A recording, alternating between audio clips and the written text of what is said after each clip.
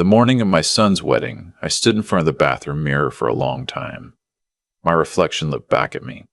A 63-year-old man with silver hair, deep lines carved into his face from decades of working outdoors, and hands that no amount of scrubbing could fully clean. 31 years of laying pipe, pouring concrete, and building other people's homes had left their mark on me in ways that couldn't be hidden by a department store suit.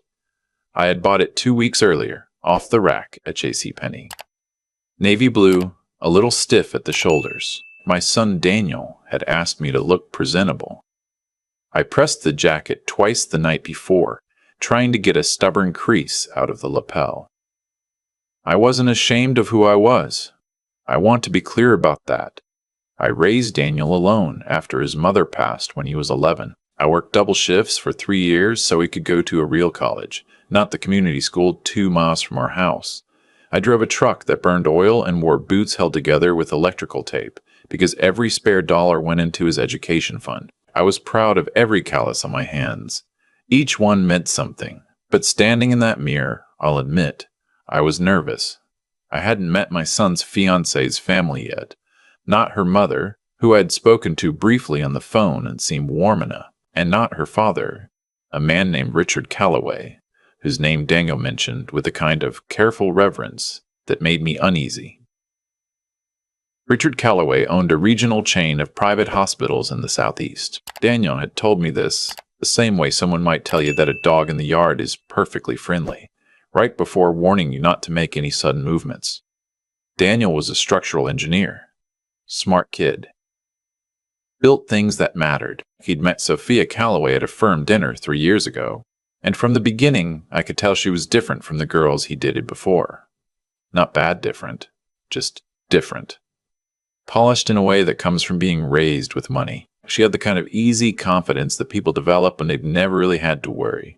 She was kind to me, always, and the slightly careful way that people are kind to someone they're not quite sure how to read. I had no problem with Sophia. I want to be fair about that too. My problem, the thing that had been sitting in my chest for the better part of a year, was her father. I had met Richard Calloway exactly once before the wedding, at a dinner Daniel arranged about 8 months earlier. It was at a steakhouse near downtown, the kind of place where they don't put prices on the menu. I wore my good jeans and a button-down. Richard arrived in a suit that probably cost more than my monthly mortgage. He shook my hand the way men do when they've already decided you're not worth their time.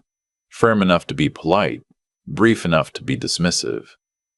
Over dinner he spent most of his time talking to Daniel about finances, investment portfolios, equity structures. He asked Daniel where he saw himself in 10 years, with the focused intensity of a man conducting a job interview, not meeting the father of his future son-in-law.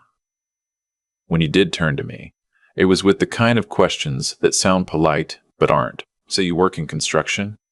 He said it with a slight pause before construction, the way people pause before a word they consider beneath them. I ran a crew for most of my career, I said, retired 2 years ago. He nodded slowly, the way someone nods when you confirm something they already suspected. He turned back to Daniel and asked about whether he'd considered diversifying out of his current firm. He did not ask me another question the rest of the evening. Not one. When the check came, he made no move to reach for it. Daniel looked at me. I picked it up without comment. On the drive home, I sat with the radio off and thought about my son's face at that table. The slight tension around his eyes whenever his future father-in-law spoke, the way he laughed a half-second too quickly at Richard's comments. My boy was trying so hard, I wasn't going to make it harder for him. So I said nothing. I smiled at the next family phone call. I sent a generous gift for Sophia's birthday. I told Daniel I thought Richard seemed like a serious man, but I watched, and I remembered, the months leading up to the wedding, Richard Calloway made his position clear in the way people do when they're too careful to be openly cruel, through accumulation.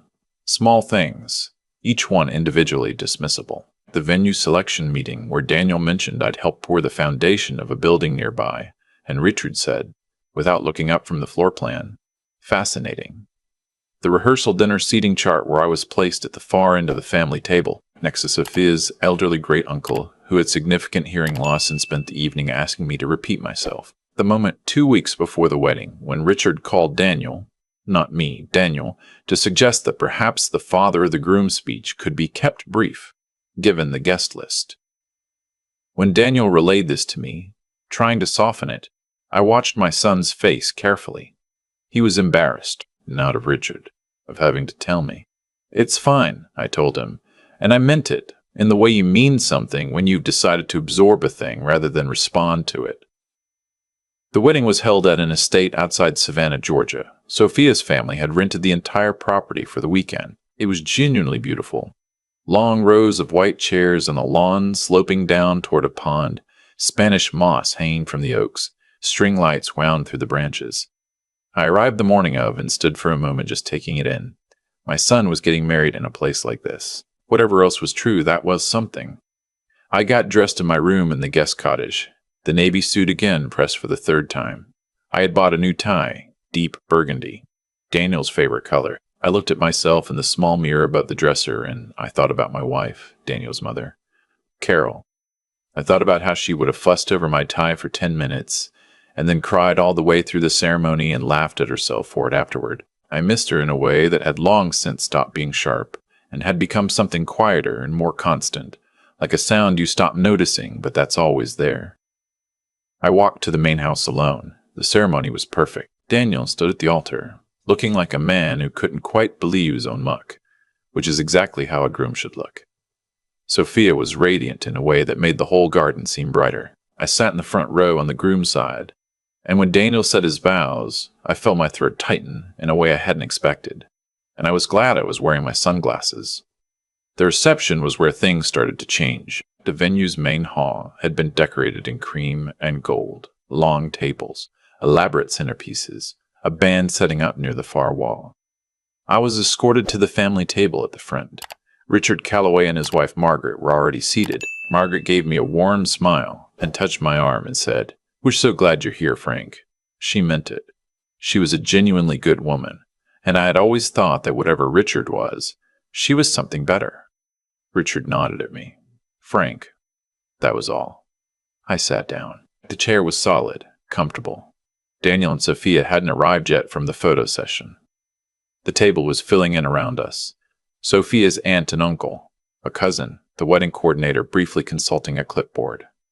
I settled in, placed my napkin in my lap, and reached for the water glass. What happened next took about 3 seconds.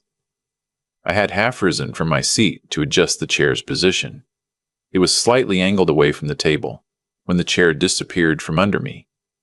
Not slowly, all at once, I went down hard, hitting the floor with the full weight of a 63-year-old man who'd done 3 decades of physical labor and had the bad knees to prove it. The impact rattled through my hip and my palm where I caught myself, and for a moment, all I could do was stay there. One knee on the floor, one hand flat on the carpet, breathing. There was a sharp silence. Then a few scattered sounds, a gasp from Margaret, a low "oh" from somewhere behind me, and then, from above me, I heard a voice I recognized. Richard Calloway's son-in-law's college friend, a man named Trent who had been loud and loosely drunk since before the ceremony began. He said something I won't repeat in full, but it ended with laughter, and 2 other men at a nearby table joined in. The kind of laughter that sounds like it's been waiting for permission. I looked up. Richard Calloway was standing 2 feet away from me, his hand still curved in the shape of a chair back. He had pulled it. I don't know if he intended me to fall the way I did. Perhaps he thought I was fully standing. Perhaps he miscalculated. What I do know is that in the moment after I hit the floor, his expression was not one of horror or apology.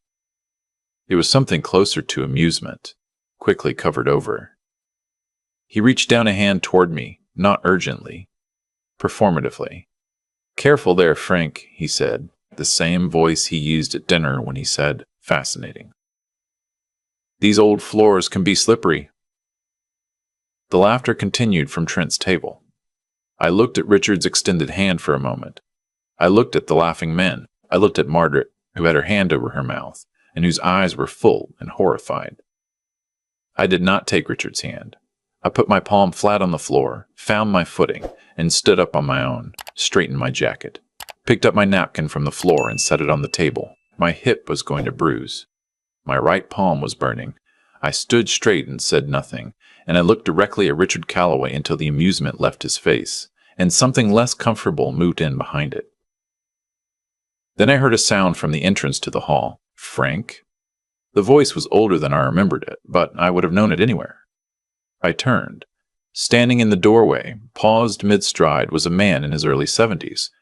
Tall, lean, with white hair cut close and the kind of tan you get from real-time outdoors rather than a vacation. He was wearing a well-cut gray suit, but his hands, I noticed before anything else, were the hands of someone who had worked with them. He was staring at me with an expression I hadn't seen on anyone's face in a very long time. I hadn't seen him in 22 years. His name was William Garrett. In 1987, he was the foreman on a highway overpass project outside of Augusta, and I was a 26-year-old laborer 3 months into my first real construction job. There was an accident. A section of temporary scaffolding gave way during a pour, and William went down 12 feet onto a concrete form. He was conscious, but badly hurt, and the nearest experienced first responder was me. I'd taken a wilderness first aid course 2 years earlier, something I'd done on a whim before a camping trip. I stabilized him, kept him still, talked to him until the ambulance came. The foreman told me later that if I'd moved him the way the other men were about to, the spinal compression would have been catastrophic. William spent 4 months in rehabilitation. He sent me a card afterward that I kept in a drawer for years. We lost touch the way people do. New jobs, different cities, different lives. I had not known that William Garrett was Sophia's grandfather until this moment. He crossed the room in long strides, and the people between us stepped aside without being asked. He walked directly to me and took both my hands in his, and his grip was strong and warm and nothing at all like his son-in-law's handshake 8 months ago. "I thought that was you," he said. "I've been looking at that program for an hour, wondering why the name was familiar." His voice was rough. Frank DeLuca. My God. The hall had gone quiet. Daniel and Sophia had entered from the side door, mid-ceremony transition, and stood at the edge of the room, watching. William turned, still holding one of my hands, and looked at Richard Calloway. The expression on William's face was not angry. It was worse than angry. It was the look of a man who has seen something and is deciding what it means. "I need to understand what I just walked into," he said. His voice was even. Richard's face had undergone a complicated rearrangement. The ease was gone. "Dad, I wasn't asking you, Richard." He looked at the hand he was still holding. My right hand, the one I'd caught myself with. His thumb moved across the scraped palm once, and then he released it. He turned to look at his son-in-law with the full, unhurried attention of a man who had been in rooms where things went badly wrong and learned not to rush. "This man," William said, and his voice carried in the quiet room, "is the reason I can walk, the reason I was at Sophia's first birthday party and her graduation, and today." He paused. "And I would like someone to explain to me why he is standing in the middle of this floor with scraped hands on the day of her wedding." Nobody laughed. Trent's table was very still. Richard Calloway opened his mouth, closed it. He was a man who knew how to control a room, boardrooms, donor dinners, hospital benefit galas. He did not know how to be in this room. "It was an accident," he said finally. "The chair, I saw what happened from the doorway." William looked at him for a long moment. I saw. What came next was not a scene from a movie. There was no dramatic explosion, no public unraveling. William Garrett was not that kind of man. He walked to me and said quietly, "Come and sit with me." And he guided me not to the family table, but to a pair of chairs near the window, away from the crowd, and he sat down with the careful deliberateness of a man managing old injuries, and looked at me directly. "Tell me about your son," he said. "Tell me everything." So I did. I told him about Daniel at 11 years old, serious and quiet, helping me sort recycling in our garage every Sunday night, because I told him that was how he kept the bills manageable. I told him about Daniel teaching himself calculus from a library book the summer before 9th grade, because his school didn't offer it. I told him about the morning Daniel got his acceptance letter and sat at our kitchen table reading it 3 times before he let himself smile. William listened the way good men listen, without interrupting, with his whole attention. Across the room, I was aware of Richard Calloway having a conversation with his wife. Margaret was speaking to him in a low, controlled voice that I recognized as the voice of a patient woman who has reached the end of her patience. His back was to me. His shoulders were different than they'd been an hour ago. Daniel came over. He crouched beside my chair and looked at me with the expression he's had since he was a boy, when he knew something was wrong and was trying to assess how wrong. "Dad," he said, "are you okay?" "I'm fine," I said, and this time I meant it in a different way. I saw what happened. His voice was low and careful. "I know. I need you to know that." He stopped. "Try it again. I need you to know that I saw, and that it's never going to happen again. Not ever." He said it without drama, the way he says everything that matters. Simply, with precision, like a man who builds things to last. I put my hand on the back of his neck the way I did when he was small, and I felt him exhale. "Go be with your wife," I said. "This is your wedding day." He stayed another moment, then stood, squeezed my shoulder, and went. Later, after the dinner, after the toasts, after the band played 3 sets and the cake was cut, Richard Calloway came and stood at the edge of the window where I was sitting with a second glass of wine, alone. William had gone to dance with his granddaughter. The room was warm and loud and full of happiness that had nothing to do with what had happened earlier. Richard stood there for a moment, and I let him stand there. "I know this doesn't cover it," he said finally. His voice was different, not humble exactly. I'm not sure Richard Calloway had the equipment for humility, not yet, maybe not ever. But the performance was gone. Whatever he was saying now was being said without an audience, which for a man like him might be the most honest he knew how to be. "I've been treating you like you were something Daniel dragged in," he said, "since the beginning.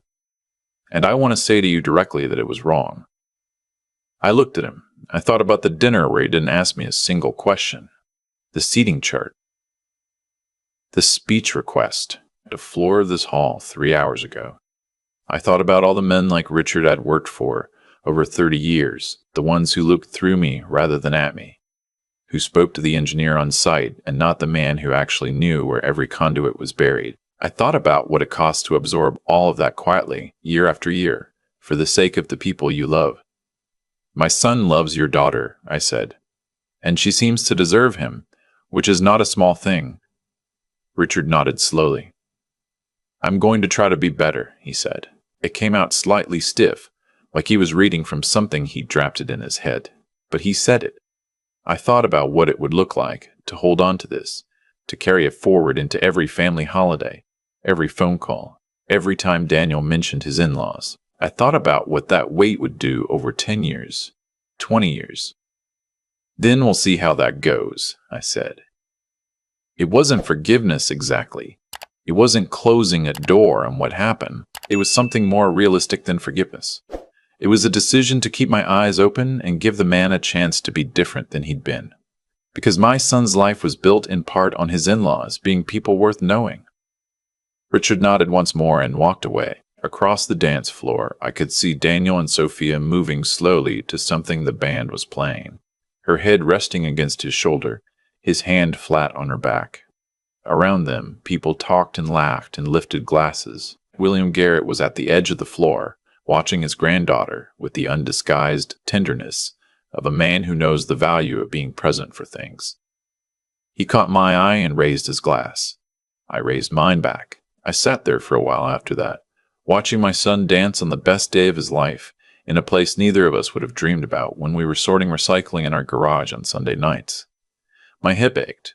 My palm stung. The tie Daniel loved was slightly loosened now, the way it gets at the end of long days. I thought about what I would tell Carol if I could. I thought she would laugh at the part about the chair, once she knew I was all right. She always laughed at the parts where I could have been broken but wasn't. I finished my wine. The band started something slow and familiar, and the lights over the dance floor shifted to something softer and gold. And I watched my son hold his wife and thought that there is a kind of satisfaction that has nothing to do with winning, a feeling that comes from staying upright in rooms that tried to put you on the floor, from lasting, from being present at the moments that matter most. I had done that. Whatever else this night was, I had done that. And nobody, not Richard Calloway, not Trent and his laughing table, Not any room full of money and easy confidence could take that from me.